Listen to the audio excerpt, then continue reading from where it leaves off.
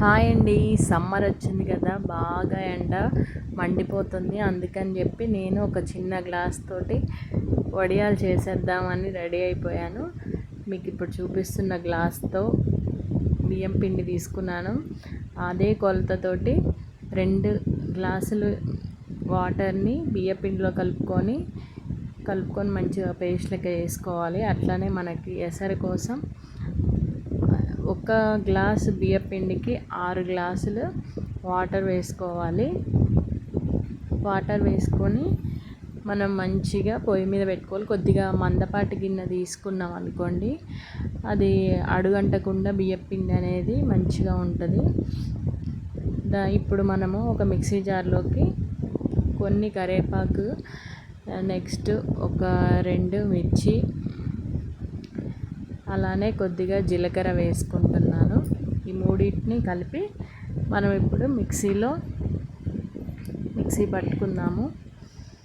ఇప్పుడు పొయ్యి మీద పెట్టేశాను. ఎసరు కోసం కొద్దిగా సాల్ట్ వేసుకున్నాము. ఎక్కువ వేసుకోకుండా, మళ్ళీ ఉప్పు ఎక్కువైపోతాయి వడియాలనేవి. దీంట్లోకి మనం మిక్సీ పట్టుకున్న మిక్చర్ని వేసేసాము. అది ఇప్పుడు బాయిల్ అవుతూ ఉంటుంది. ఈ టైంలో మనము ఈ పిండిని మంచిగా కలుపుకొని దీంట్లో వేసేయాలి. వేసేసి మంచిగా కలుపుతూ ఉండాలి. అది అడుగంటకుండా కలుపుతూ ఉంటే ఒక 5 మినిట్స్ చాలు, అయిపోద్ది. పొద్దున్నే ఒక 7కి అట్లా మనం పెట్టేస్తే వెంటనే మధ్యాహ్నం కల్లా ఎండిపోతాయి. కానీ నేను కొద్దిగా లేట్గానే తయారు చేశాను.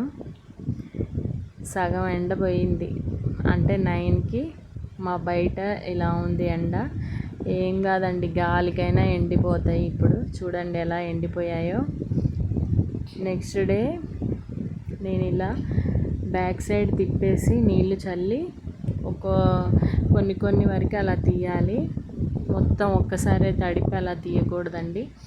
కొద్దిగా ఇలా తీస్తే అలా వచ్చేస్తాయి. నాతో పాటు మా చిన్నారులు కూడా తీశారు.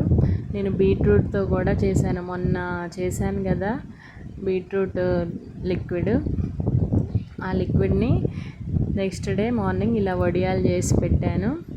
సేమ్ అదే క్వాంటిటీస్ తోటి, కాకపోతే బీట్రూట్ జ్యూస్ వేసుకొని బియ్యం పిండి వేసి చేశాను. చాలా simple. I hope you like this video. Please subscribe and like. Thank you, friends.